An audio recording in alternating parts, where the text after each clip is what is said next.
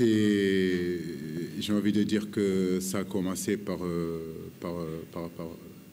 la Mauritanie. Aujourd'hui, c'est la Guinée.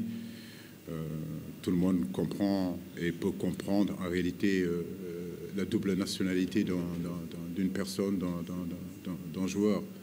La preuve, quand vous regardez l'équipe du Sénégal, il y a quand même pas mal de garçons qu'on appelle les binationaux qui ne sont pas nés ici et pourtant qui arborent le maillot de l'équipe nationale du Sénégal. Il ne s'agit pas en réalité d'arrêter ça. Il s'agit surtout de savoir que pour prendre la nationalité sportive, c'est une histoire personnelle. Aliou Badara Baldé, c'est un garçon que je connais très bien. C'est un garçon que j'ai fait partie aussi des gens qui l'ont amené à Diamba, pour vous dire.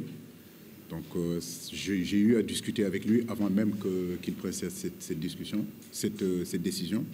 On aurait pu le convoquer au mois de mars, ça n'a pas été le cas. Maintenant, libre à lui, il a la possibilité effectivement de pouvoir jouer avec la Guinée. On peut pas lui empêcher. Moi, j'ai déjà parlé avec lui avant qu'il prenne cette décision-là. Il sait que je compte sur lui. Il sait que le Sénégal compte sur lui. Il sait qu'il fait partie de ces jeunes-là aujourd'hui qui sont en train d'arriver. Mais à son poste, il y a de la concurrence aussi. Voilà, donc il faut qu'il soit patient. Maintenant, s'il décide d'aller jouer avec la Guinée, on ne pourra pas le retenir. C'est idem pour Yad, pour Ibnouba, je peux citer le gardien de but, Nias. Donc oui, c'est comme ça. Donc les gens viennent faire leur marché chez nous.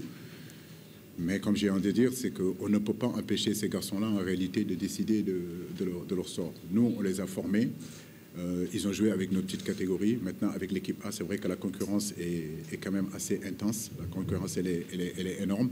Je peux comprendre, un garçon s'est dit que je n'aurais pas la chance de pouvoir jouer avec le Sénégal alors que je pourrais jouer la CAN ou bien jouer la Coupe du Monde dans un autre pays. C'est des choix personnels.